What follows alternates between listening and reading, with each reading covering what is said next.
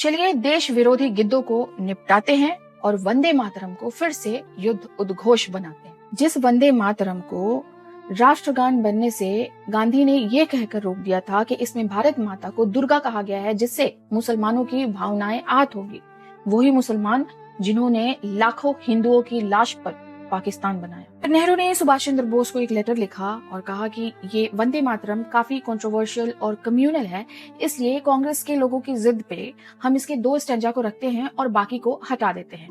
बोस के समझाने पर भी नेहरू नहीं माने। लेकिन कांग्रेस के देशभक्त नेता वंदे मातरम को इतना क्यों चाहते थे? इसमें ऐसी कौन सी शक्ति थी जिसकी प्रेरणा से 12 साल का छोटा बच्चा बाजी राउत भी अंग्रेजों का विरोध करते हुए हंसते हंसते बिना डरे अपनी जान दे देता है? तो वो लाइंस है, त्वमेहि दुर्गा दश प्रहरण धारिणी, कमला कमलचर विहारिणी, वाणी विश्वदायिनी नमामि त्वम्।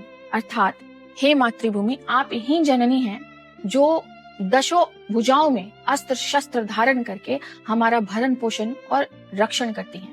आप ही विश्व को वाणी देने वाली हैं, मतलब ज्ञान देने वाली हैं। और इसीलिए विल दुरंत ने 1930 में कहा था कि India is mother of all the civilization. Bharat सभी सभ्यताओं की जननी है। ऋग्वेद के देवी सूक्त में लिखा है, अहम राष्ट्री संगमणि वसुनाम, मतलब मैं ही जगत की शक्ति, जगत रूप राष्ट्र की स्वामिनी हूँ, समस्त धनों को संग्रहित करने वाली और बल प्रदान करने वाली। तो वंदे मातरम एक स्पिरिचुअल पैट्रियोटिक सॉन्ग है जो भारत की रिच ज्योग्राफी, रिसोर्सेज और महान ऋषियों के ज्ञान को व्यक्त करता है।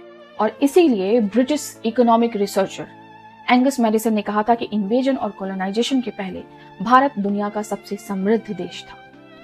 और यही कारण था कि चाहे ब्रिटिशर्स हो, ग्रीक हो, पुर्तगीज हो, स्पेनिश हो, चाइनीज हो, जापानीज हो, Columbus, Vasco D gamma, Alexander, सबको भारत ही आना था। किसी को ज्ञान प्राप्त करने आना था तो किसी को लूट मार करने आना था।